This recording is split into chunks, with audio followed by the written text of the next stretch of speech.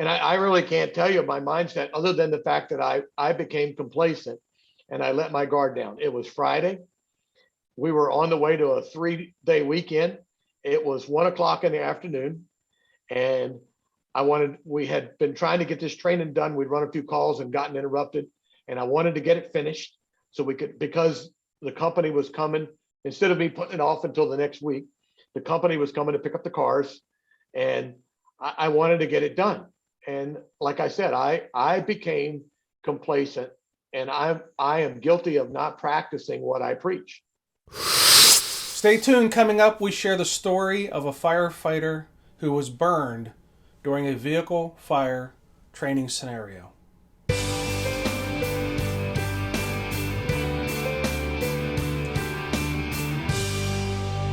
Hello and welcome to the Situational Awareness Matters Show, episode 378. I'm your host, Rich Gasway. The purpose of this show is to improve situational awareness and decision-making for individuals and teams who work in high-risk, high-consequence, time-compressed environments with changing conditions. The SA Matters mission is simple. We want to help you see the bad things coming in time to prevent bad outcomes. For our regular listeners and viewers, you know that I took a break from podcasting for a few months. I hit the podcasting scene pretty hard 7 years ago and put out an episode every Tuesday. Now it's my ambition to podcast a little less frequently than I have in the past. But unless you've been a faithful listener and viewer of the show for the past 7 years, you have plenty of old episodes to keep you busy. And today's feature segment is sponsored by Gasaway Virtual Training. There are 33 online programs for you to choose from. Some of the programs are live events presented virtually, and some of them are pre-recorded programs. To learn more, visit samatters.com website and click on the Virtual Training tab. Okay, let's jump into our feature segment where we share a story of a firefighter who was burned during a vehicle fire training scenario.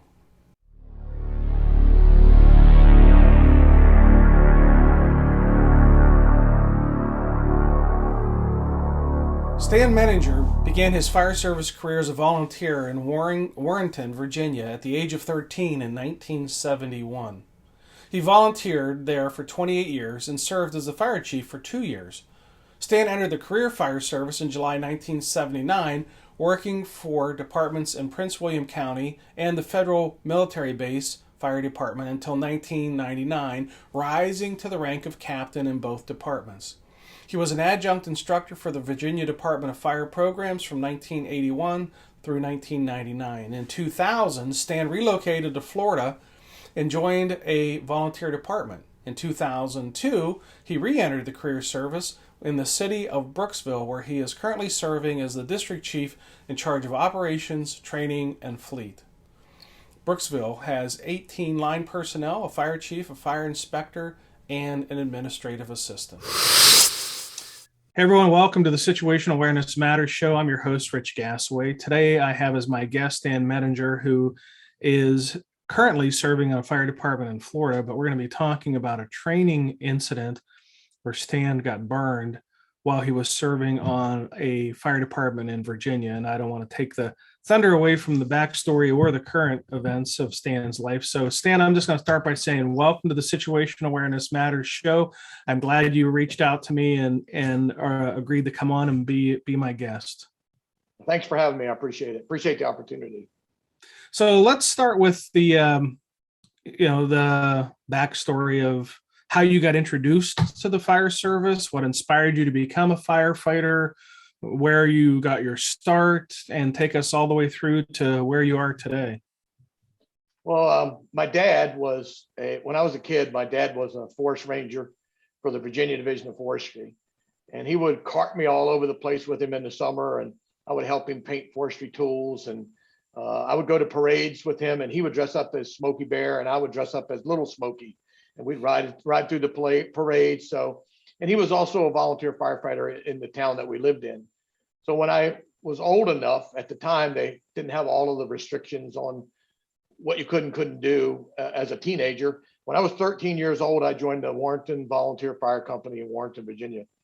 as a junior firefighter. Now, we couldn't do anything but paint tools and paint fire trucks and wash and wax equipment and clean equipment and roll hose and things like that. But and we trained, and they would take us to fires in the back of a pickup truck back in the day. That's how we got our start.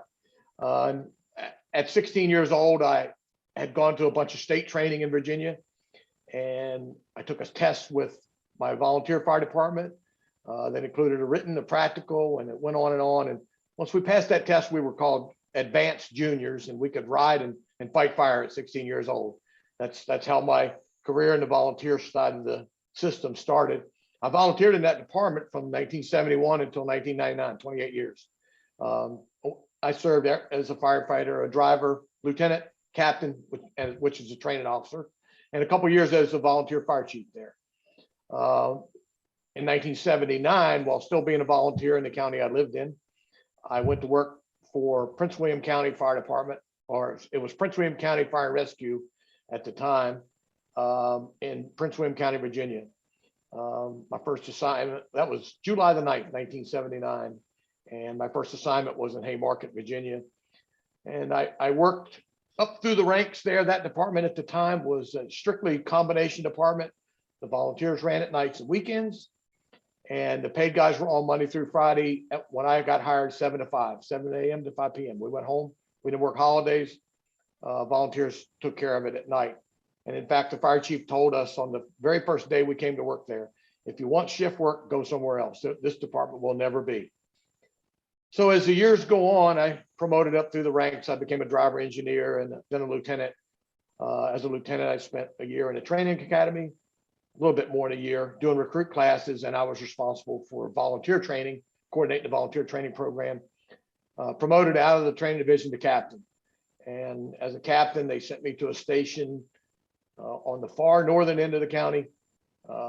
It was on Bull Run Mountain. For anybody that knows a little bit about history, it's where the Confederates came through the gap to march on Manassas. So the department at the time had 18 stations.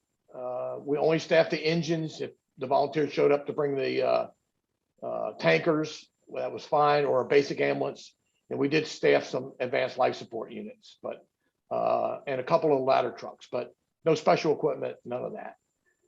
So we were pretty remote where I was at this fire station on Bull Run Mountain.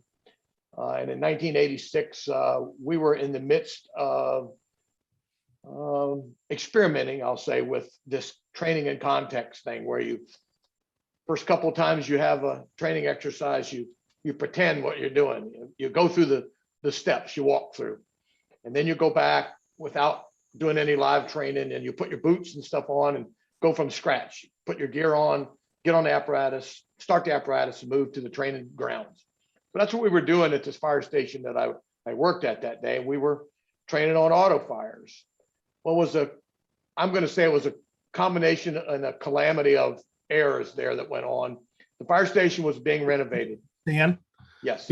Before we get onto the incident, keep bringing me your career up to present day, and then we'll come back and talk about the incident. I forgot. Sorry. That's all right. So no anyway, I worked in Prince William until 1998. I retired from there, and I went into some hazmat work, which was, the money was okay, but I didn't like being gone all the time. And I also did a short stint with the federal government on a military-based fire department as a captain. But the base was closed and I couldn't get reappointed because of my age. I was too old at the time. So somebody offered me a job in Florida selling fire equipment. So I moved to Florida. I missed being a volunteer, so I got back in the volunteer fire service in Florida, in Pasco County, Florida, for a very small little volunteer department. And as soon as they found out my experience level, they made me an officer, a district chief in their department. And I helped them through a transition where they merged with Pasco County Fire Department, became part of the paid system, and the paid department took over their expenses and stuff, and they became part of the Pasco County Fire Service. During my sales stuff, I let one of my customers, the fire chief for the city of Brooksville Fire Department, taught me into getting all of my Florida certifications. which was a challenge, but I did it. And went back to EMT school, got my EMT, and he hired me as a firefighter there in December of 2002. And I still continued to sell for a couple more years and volunteered for about 6 more months, but I couldn't work 2 full-time jobs and put time in as a volunteer. So I backed my way out of the volunteer department, worked for the career department, and still sold fire equipment until 2005. 2004, I got promoted to lieutenant there because of my credentials. And then in 2006, I was promoted to captain. And the fire chief retired after he promoted me. And we reorganized the department. Our captains became district chiefs, which is the same as a battalion chief. And our lieutenants became captains. And I basically, from 2007 until 2015, I was second in charge of the department. I answered to the fire chief because it was the fire chief and then 3 district chiefs. And I served as acting chief when he was out of town. He retired in 2015. They hired or took someone from within the ranks, not me, and made them the fire chief. He had a bad episode in 2017 and was dismissed, and I became the interim fire chief. I was the interim fire chief from October of 2017 until July of 2018. They brought in another fire chief. I went back to being the district chief. Great move. I'm a whole lot happier now. I do miss the job, and I did the job. I held the department together for that amount of time because the city at the time was trying to get rid of us. We made it through that storm, and here I am today. Outstanding. I'm not that good with math, but how many years service are we looking at here? Well, let's see, what year are we? This is 50 years right now. How many? I had to think about that. Don't throw trick questions. 50 years. 50. Holy 50. cow. It'll be 51 in January of 2022. Holy cow. That's a good long run. And it is true that when I went to work for my paid fire department, the bay floors were dirt. And that's one of the bays in the fire station that I was first assigned to was dirt. So that's how long ago I got into fire service. The bay floors were still dirt. Holy cow. Wow. Okay. Now let's swing back to the training that you guys were doing and up to the day of the incident, and walk us through what happened there. Well, the department was experimenting with that training and context movement that was being marketed by some guys out in Montana, which was a great thing, but they had you pretend at first like you were putting your gear on. You would go through the steps. If you were going to go to a vehicle fire per se, you would be sitting in the firehouse. You'd be alerted to a call. You'd walk out into the bay and you'd pretend that you were putting your gear on and pretend that you're getting on the apparatus, and the driver would pretend that he was driving the truck, and then that would end it. And then the next run through, you would go through the whole thing, but you would actually put your gear on, and you would get on the fire truck, put your seatbelt, put your air pack on. The driver would put the truck in gear and would drive you to wherever the training incident was. So that's what we were doing. And so while I didn't necessarily like that whole pretending thing, I was going through the motions because that's what training division said they want to do. And we had the opportunity to burn some cars behind the firehouse. So, that day we practiced, went through the motions. We practiced like we were supposed to practice. And then we said, okay, we're ready to do this. Let's get done. Some of the things that led to the chain of events that happened was the fire station at the time was being remodeled. The department at the time, our paid department, required us every day to go out and do physical fitness. We had to run 1.5 miles every day. So we had been out to do that. Well, when we came back and then we were going to train. When we came back from training, the company doing the construction had broke the water line for the firehouse. So there was no way for us to shower and change clothes. So we were still in our PT clothes, which was, shorts and a t-shirt and a jumpsuit to run calls in. The other chain of events that had happened is because of the construction, they had somehow or another tainted the drain field, and the drain field was not working correctly, and it was backing up, and it backed up and got into our fuel system tanks. So the fuel was out, and we had 2 tanks on top of the ground with hand pumps that we could fuel the apparatus. One was gas and one was diesel. So we were going to use diesel fuel to start the fire, to build the fires in the cars. And again, this would be the Friday before Memorial Day in 1986. That's when this happened. So myself and one of the volunteers who always rode with us, he was going to be my helper because he was in the middle of getting his certifications in Virginia. Really dedicated volunteer. He came by every day that he could. He rode with us, and he just wanted to learn. So he was helping me, and he was a good friend. He became a good friend of mine through all this, but he was helping me with get the cars and everything ready. So we were putting straw and stuff in them. So we made the walk down to the fuel tanks. We filled a 5-gallon can with probably, I'm going to say 4.5 gallons or more with diesel fuel, and put just a little bit of gas in it to make it ignite better. And we went back up, and we had a coffee can, and we poured some of the fuel in the coffee can. And then I had, because we never got back, and complacency is the next thing. So we never got back to put our full uniforms and everything on. So I was wearing my jumpsuit with a pair of 8-inch Pro Warrington boots. And I have a helmet on, I have gloves on, but I didn't have, I had my turnout coat on, but I had no bunker pants on. So we poured some stuff on the car, and in the can, and I went and poured it on the straw. So when we were ready for this to all begin, I got on the radio. We had a private channel to do the training on. They knew what we were training on. I got on the radio, and I said, I dispatched the call just like I would normally dispatch the call. We had a spare engine sitting up at the top of the hill with a line off.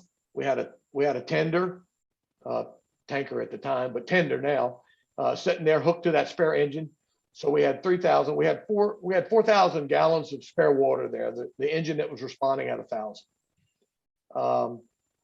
We had a line off that was charged because I charged the pump. And my medic unit that was stationed in the station, they knew that their job on the Evolution, and we just rotated crews, but they knew that their job was to come and pick up the backup line and be ready. And because I was going to run the pump after I ignited the fires. But again, I had my jumpsuit on, 8-inch boots, leather boots, and they were structural fire compliant, and my helmet and coat, gloves. So I dispatched the call as normal. When I saw the engine coming around the corner of the station, I went up to the car with a fusee, and I lit the fire. No big deal. First Evolution, not an issue. They came up, the fire was burning. They pulled a line. The medic unit got the backup line. The crew on the engine pulled the line, put the fire out. We shut everything down. We talked about it. It's all good. Put everything back together, rotated the crew so that everybody could get a shot at operating the nozzle. Everybody went back to the firehouse. They took their gear off. We went through the same scenario again, dispatched the call. They came around. When I saw them coming, I lit the straw on fire that had diesel fuel poured on it. And not a big deal. It went off without a hitch. Third Evolution, not so good. Same situation. But you have to picture where the setup was. We were at the top of a hill, and the cars that we were using, and there was 2 of them, were in an area that was surrounded by 3 huge piles of gravels that kind of made it like a horseshoe type area that they were in. So I don't know if it was vapors or whatever, but I went up, I dispatched a call. I went up with a fusee. I lit the straw on fire in the car that we had taken some of that fuel and poured it out um, onto the straw. It lit. As I was walking away with my back to the cars, I just heard this like whoosh, and apparently the vapors had gathered because the can was empty and the gas can was way on the other side of the drill site, over on the other side of where the tender was. So it had nothing to do with the can, but apparently the flash point of the fuel was low enough that it was putting off quite a bit of vapors, and it flashed along the ground. And unknowing to me, apparently me and the guy that were pouring the fuel had splashed some fuel on my pants leg, and I didn't realize it. So the flash ignited my pants, and at first I didn't know it. And my buddy, and the engine hadn't even gotten there yet. Okay, the medic unit was coming behind them. Everything was all set up the same way. The volunteer, as I was walking toward him, apparently with my pants leg on fire, he looked at me and said, "You're on fire." And I'm like, "No, I'm not." But then I felt it. I felt the heat. So I stopped, dropped, and rolled, basically, is what I did. And he came over and jumped on me with his gloves and was patting out. So I'm thinking, well, this is, I was laughing at first, as I was like, "That's just pretty stupid what I just did." And then I started to feel it. I was like, "Man, that hurts." And so the medic unit's getting there, and they're like, "You're going to the hospital." I'm like, "I ain't going to the hospital. I'm good."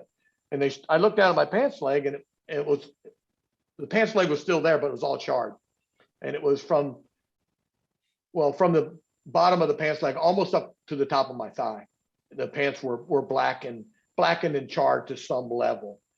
So they started cutting my coveralls off. And I said, "Wait, don't destroy those, because I'm going to need those for evidence."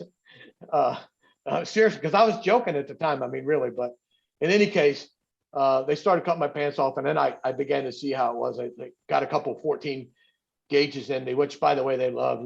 Let's get these 14s in the captain. Took me to the hospital. I ended up with first, second, and third degree burns, which were really weird, because they were actually in a spot. The burn was almost in a spiral around my leg from the top of my boot to my thigh. I had third degree burns on the right side of my calf, basically nothing on the left side. And then it kind of wrapped around my knee, and I had some first degree and second degree burns. And then on the front of my thigh, around on the left side, on the inside of my thigh, on the top of it, I had some more third degree burns. They took me to the hospital. I was in the hospital for the night. They sent me home the next day, and then sent me to a doctor. And he basically decided that even though it was third degree burns, they weren't deep third degree burns, and he was going to let them heal without doing skin grafts. But I had to keep my leg wrapped up with Silvadene cream. They covered it with a huge jar. Every burn, every time they changed the bandage, it took 2 huge jars of Silvadene cream to cover the burn on my leg, and they wrapped it from the top of my 8-inch boot line all the way to my thigh. I was off for 28 working days, which would have amounted to we were about a month and a half. I went back to work on light duty with the top of my leg and around my calf still wrapped for about 3 more months. I think I finally returned to normal duty right around the first part of December. That incident, I was, of course, the workman's comp costs, just the hospital bills alone back then, and you can imagine what it would be now. Hospital bills alone were like $38,000, and that doesn't include. So that's the cost to the county, and that doesn't include the workman's comp stuff and all the medications that I had to get. So it was pretty, and they healed up pretty well. I still have some scars, obviously. I won't win a best legs contest at all ever. But the whole thing was a calamity of errors from the start. No water in the firehouse to take showers, so I didn't have my regular work pants on. Had shorts on with a jumpsuit, and I didn't have the proper PPE on, because why? At the time in 1985, I've been in the fire service 20 or almost 20 years, or 16 years or something like that, or something. And nothing was ever going to happen to me. I became complacent. I let my guard down.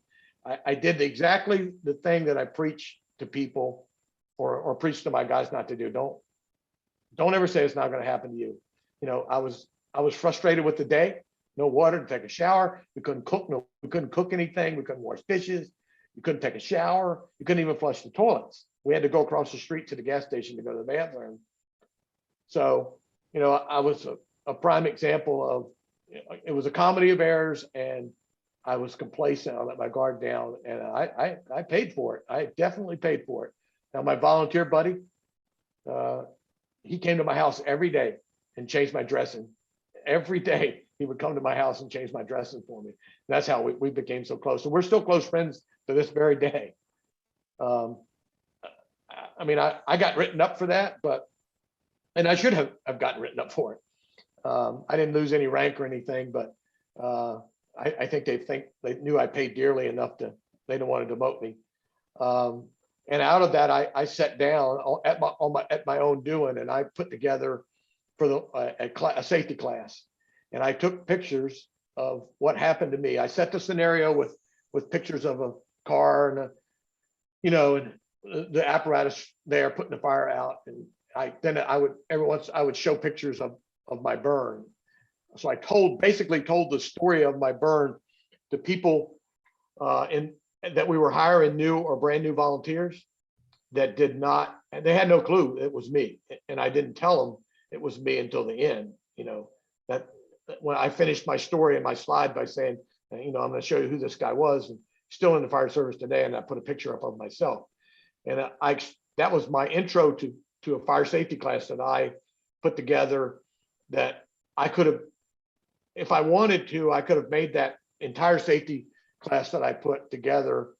And it didn't cover just that type of safety. It covered everything, because then safety became really important to me. But it was an 8-hour class that I delivered to every volunteer recruit school that we taught, and every paid recruit school that we taught for quite a few years after that. So was the other volunteer injured in any way? No, he was. You got to love this guy. He wanted to be in the fire department, and he was an EMT, but he was scared to death of fire. I taught his fire training class at the academy. He was scared to death of fire, but he was bound and determined he was going to be a firefighter and serve the community they lived in. Nobody was hurt but me. Okay. And then did you have to have any skin grafting done or anything like that?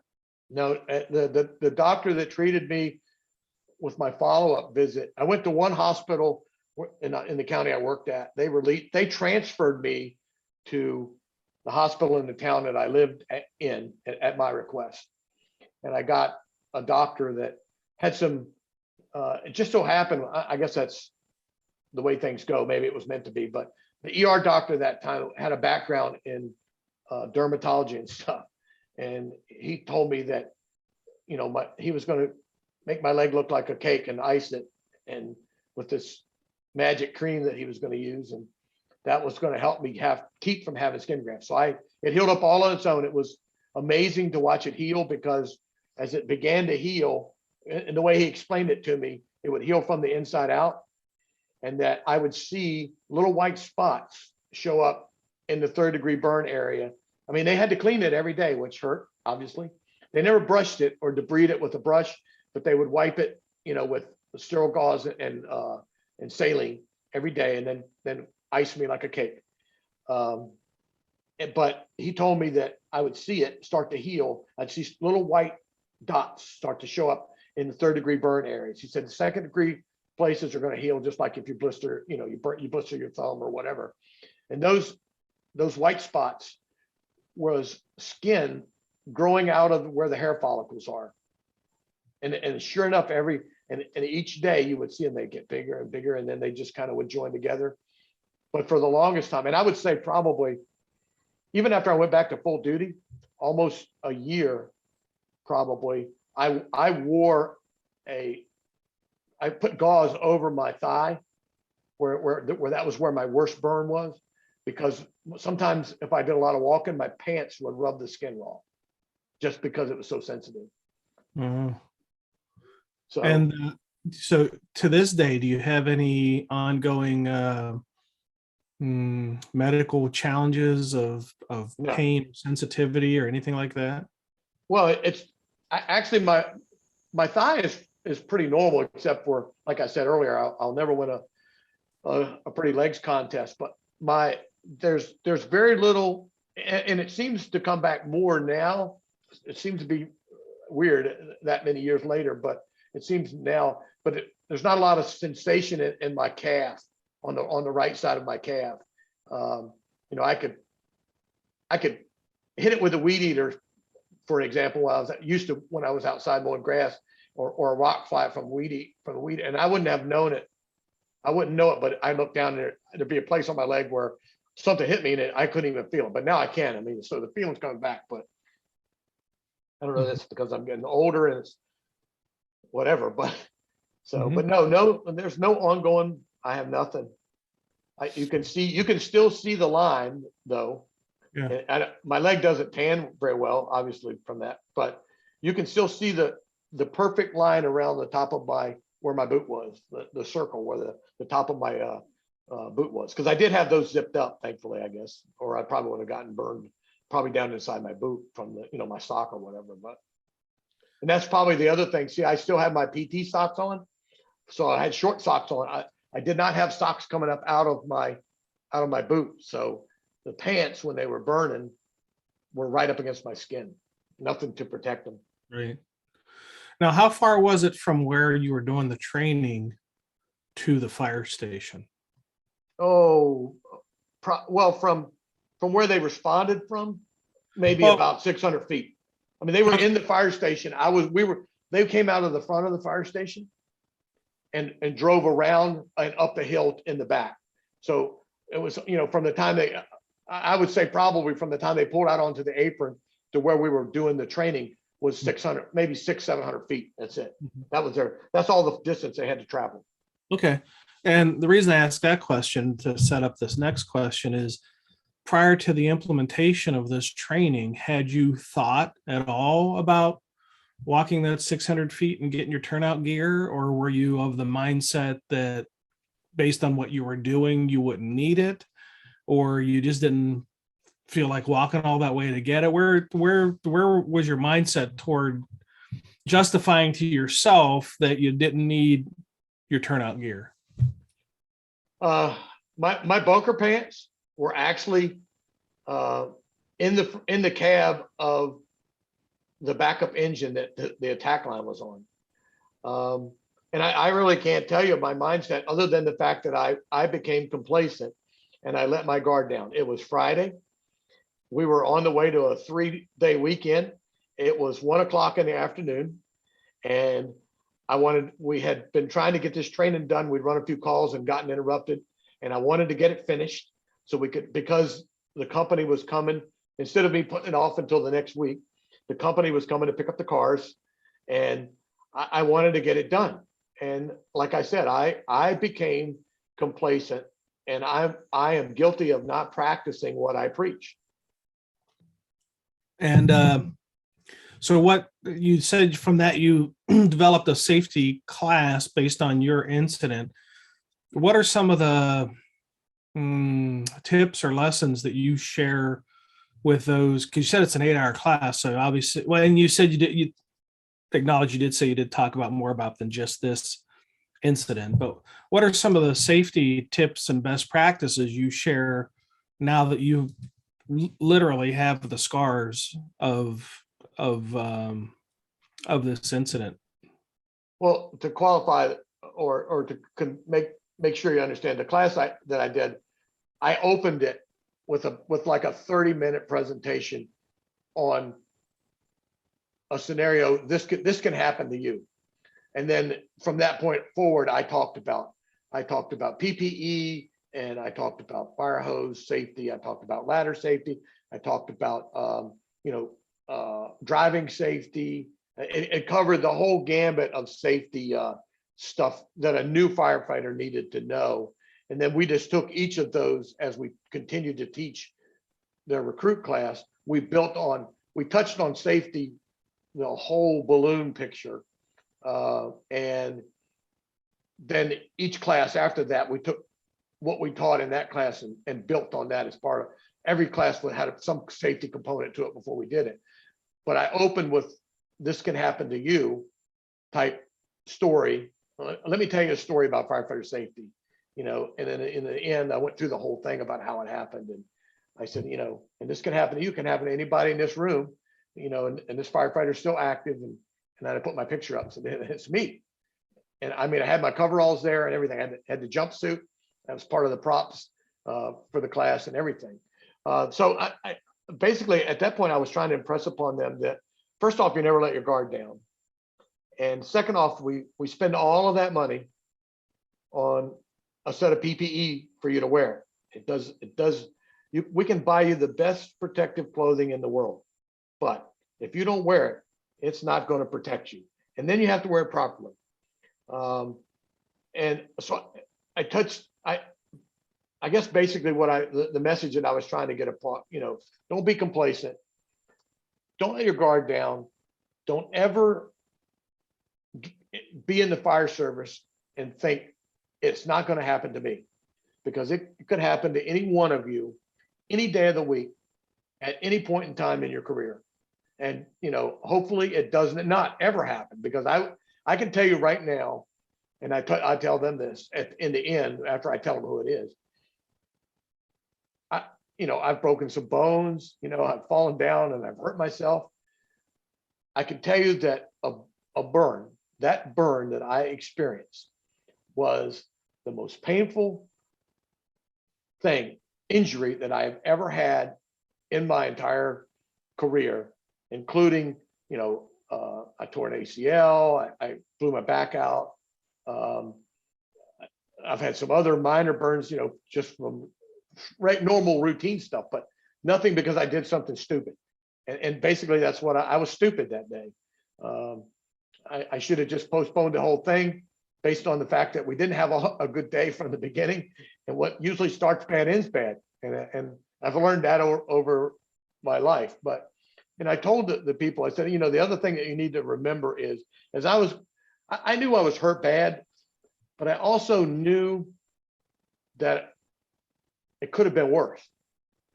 And as I was on the way to the hospital, and when they're giving you morphine, you think about crazy stuff. But as I was on the way to the hospital, I'm thinking to myself, at the time I was married to my first wife, and I had two boys, one of which is now a lieutenant in Loudoun County Fire and Rescue in Northern Virginia.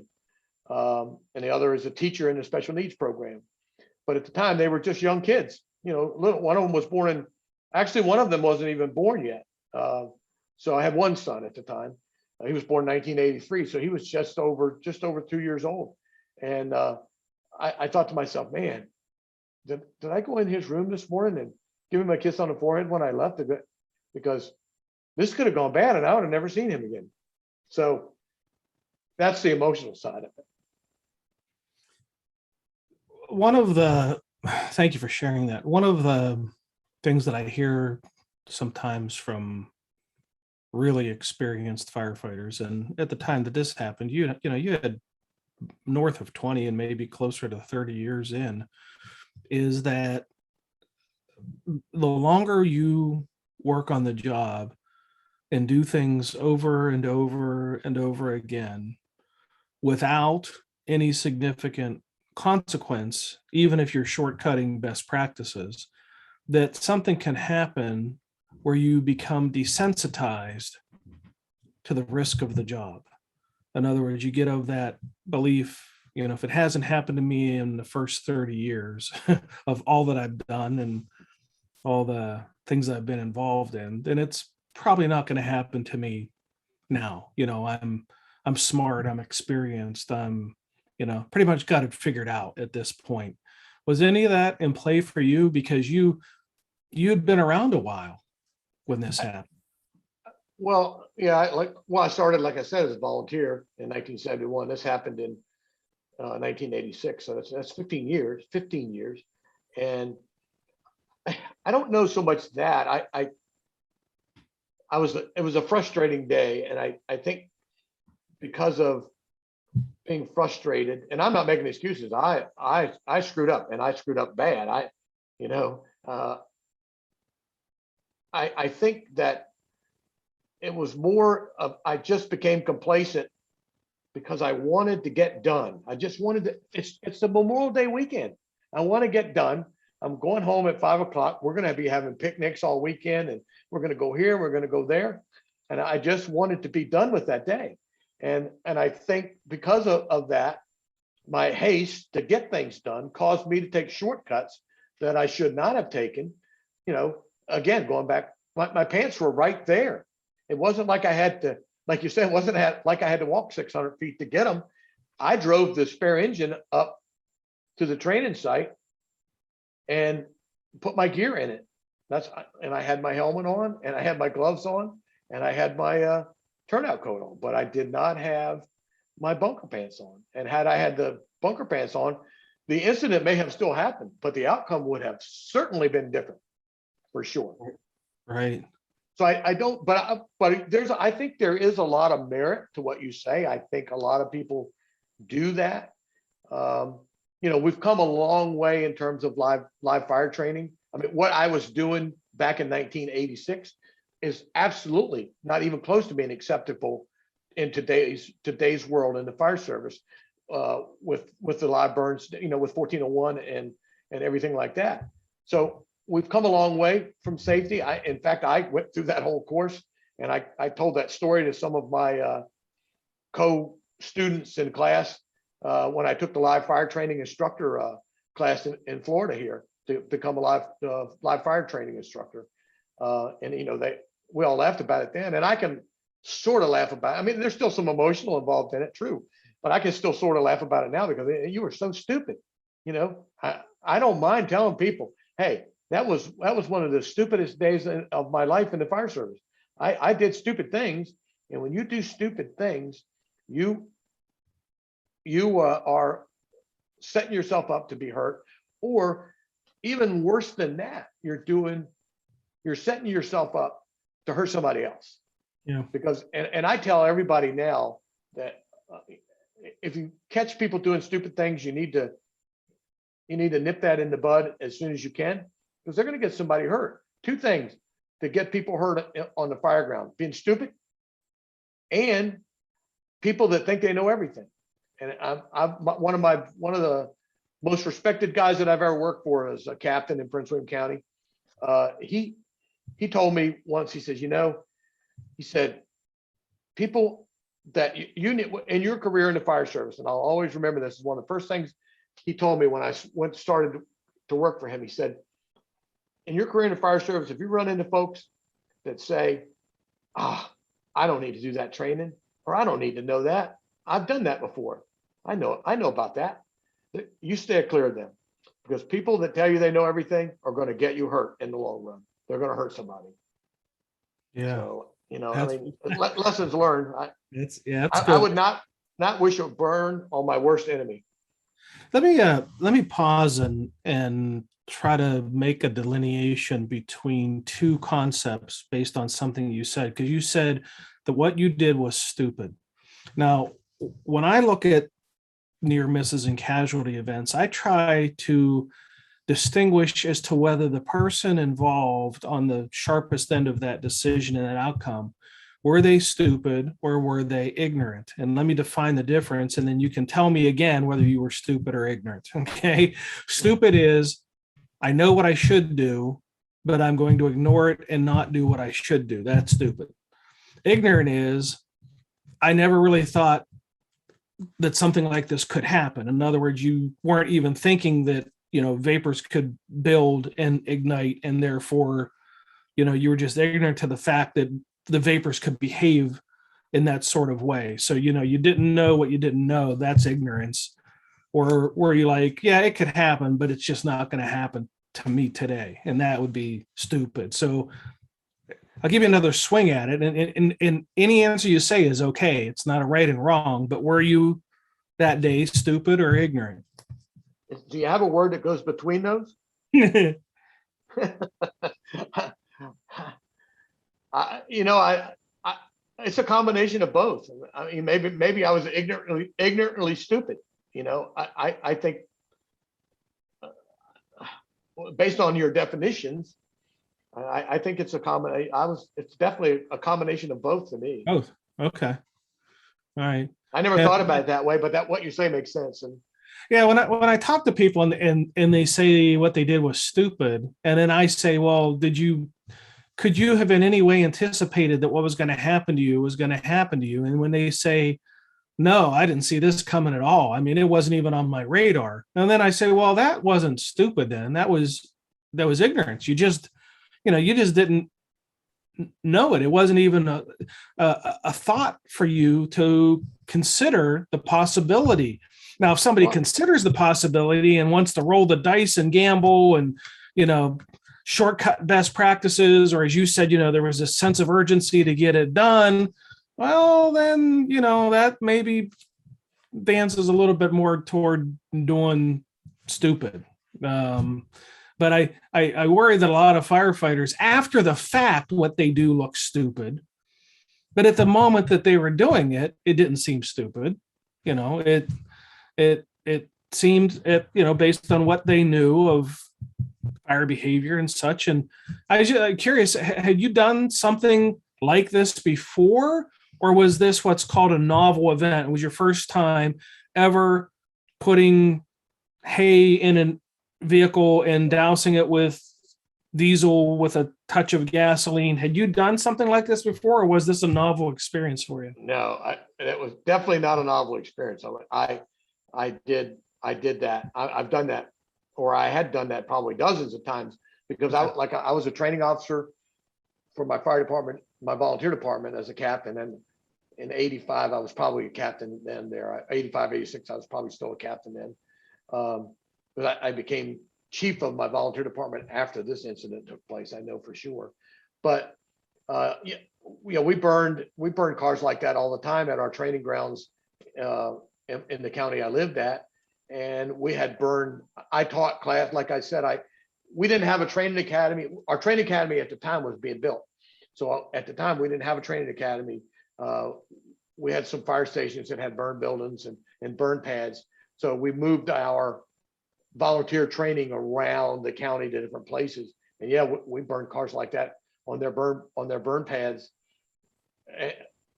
But that's the first time I've ever done it without bunker pants on. I mean, But that's the first time it ever flashed like that too, right? Yeah, right. And so here's where, what I think is, if you said, oh yeah, Rich, 3 years earlier, I had a incident where the fire flashed, but I had all my turnout gear on that time, so there wasn't a bad outcome.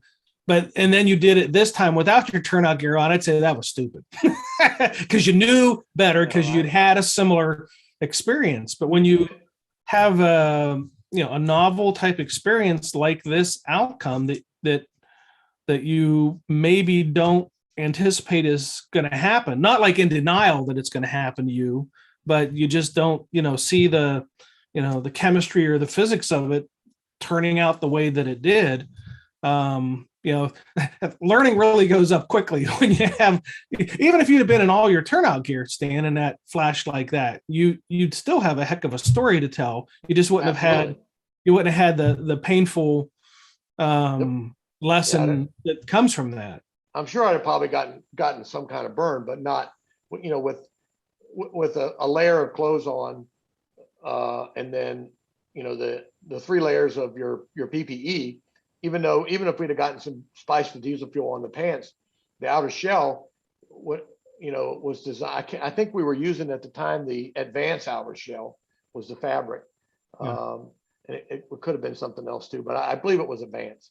But yeah, I would definitely have a story to tell, and I probably could have laughed about it a whole lot sooner than I could about this one, because I definitely paid the price for for being stupid or ignorant, or both, maybe. In this case, maybe it's both, because there's some of each of those definitions definitely comes into play there. Yeah. Is there anything that you'd want to share that you haven't shared because I didn't ask you the right question? No, not that I mean, the only thing I can say is I impress upon people, first off, don't be afraid to train. A friend of mine just sent me that the other day, so I stole that from him, but he sent me a thing, said, just a picture, don't be afraid to train. And that, you can never train enough, and you'll never, if you're in the fire service, there should never come a day when you as a firefighter, whether you're brand new or whether you've been here 50 years, you should never come to a point where you say, well, I don't need to go to class no more because I know everything. I continue to go to classes. I go to conferences. And when I go to conferences, I attend classes when I'm at the conferences. I continue to, when the chief will let me go, I go to the National Fire Academy. And I actually had one of my younger guys say, how many times have you been there? And I said, I don't know. I got a whole 3 pages of classes. I've been to the National Fire Academy. And he's like, how long have you been in the fire service? And at the time, it was probably 45, 46 years. I said, over 45 years. He's like, what else is there that you could absolutely want to learn or need to learn? What else do you need to know? And I said, well, every class that I go to, I pick up something new, or some light bulb in the back of my head comes on and burns off those cobwebs and brings back something that I have forgotten about. And I said, so each time I go there, it makes me do my job better, because my job is to make sure that you guys go home every day. And my job is to make sure you don't make the mistakes that others have made in the fire service and end up being a statistic. So, I mean, that's the biggest thing I can share with people in the fire service. You got to keep your head on a swivel, and you can never stop learning. Never, ever. Well, that's a great lesson. I'm making a note of it so I can put it in the show notes. Stan, thank you for giving me the gift of your time and giving our listeners and viewers the gift of your time and being so willing to share your experience. A lot of times when I ask for people to be guests on shows, they'll tell me about their incident, but they don't want to be on a show because they don't want to subject themselves to anyone's harsh assessment or criticism. And we know that out there in the fire service, there are plenty of critics out there. Now, what I do is I monitor my feeds. So when people want to throw ugliness around, I just delete them. I just won't allow it, because I want to create a friendly learning environment where people are willing to be open-minded and say, this could happen to me. Sad that it happened to him, but it could happen to me. And for these people that want to throw hatred and judgment and think they're so smarter and so much better, they find they're quickly shown to the door. And so I try to create that environment where people are willing to step up and be willing to share their experiences freely. And you have done that. And there's some great takeaways here about complacency and haste and shortcuts and a sense of urgency. And it was just a fantastic conversation. So thank you for being on the program. Yeah, like what you're saying about people, I've taken it, I've learned, I'm pretty thick skinned. And most people, I tell a lot of people, by any stretch of the term, I could be considered a dinosaur in the fire service. But as the fire service has grown and changed, I've shed my dinosaur skin and grown new. And some of it's pretty thick. So I take the approach that, number one, people in glass houses should not throw stones. And number two, if they're taking the time to talk about me, whatever they may say, some other poor soul's getting a break. That's the way I look at it. And my department, that when I think I said earlier, the chief that hired me, he said, if you want to work shift work, you just go somewhere else, because we'll never be shift work. Almost 40 years to the day, from the time I was hired, the department went full shift work, 24/7, 365, paid personnel in every station. They had 18 stations when I left. Now there's, I think, 27 stations. Every engine is staffed with 4 people. I think ladder trucks are staffed with 5. They staff the heavy squads. They staff the tenders. They have hazmat units. They have collapse rescue, ALS units, and basic life support units. The whole gambit is staffed. There's still some still a lot of active volunteers, and some of my best friends that I trained in recruit school. One of them is the fire chief, and the other one is the deputy fire chief there. Nice. And I love those guys to death. I miss them. I miss those days, and I'm proud of those guys and what they did. And it just goes to show, though, over the years how things change and how big that department has become. Yeah. And now they have a huge training academy. I can't remember how many acres it is, but they just added more acreage to it. Burn buildings, training center, inside training areas, and all that stuff. So, the fire service progresses, and as it progresses, those of us that are older, we have to hang on to our coats and continue to progress with it, or just step aside and let the rest of them take over. And I'm not far from retirement, but as long as I'm healthy and I'm feeling good, I'm not ready to give it up yet. Thank you, Stan Mettinger, for sharing your story with us today. Since the start of the pandemic, I've had some pretty amazing opportunities to present my programs on virtual platforms to groups ranging in size from 6 to 400, with recorded playbacks being viewed over 29,000 times. Here's hoping new COVID variants don't shut us down again, and we return to some form of normalcy, whatever that's going to look like. Thanks to the organizations that have hosted live situational awareness programs since our last episode aired. The Minnesota Board of Firefighter Training and Education, the Fire Chiefs Association of British Columbia, the Clark County Fire Protection District No. 6 in Vancouver, Washington, the Spring Fire Department in Spring, Texas, Fire Rescue International in Charlotte, North Carolina, and the Portsmouth Naval Shipyard in Kittery, Maine. Again, those were all live events, so things are starting to make the turn. A special thanks to the organizations that have allowed me to offer your members virtual training. If you're interested in hosting a live event or a virtual program, just click on the Contact Us tab at the top of the SA Matters homepage, and I'll give you a call. Finally, remember to check the show notes for how to subscribe to our newsletter and how to follow us on social media. There we share ideas about how to improve situational awareness, how to make better decisions under stress, and how to improve the skills of critical thinking and resilient problem solving.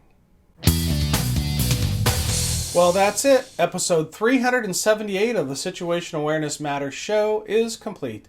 Thank you again to my guest, Stan Mettinger, for sharing your story with us today, and thank you to our viewers and listeners for sharing some of your valuable time with me today. I really appreciate your support of the SA Matters mission. Be safe out there, and may the peace of the Lord and strong situational awareness be with you always. You've been listening to the Situational Awareness Matters show with Dr. Richard Gassaway. If you're interested in learning more about situational awareness, human factors, and decision-making under stress, visit his website, samatters.com. If you're interested in booking Dr. Gassaway for a program, or if you would like to be a guest on his show, click the Contact Us tab at the top of the homepage.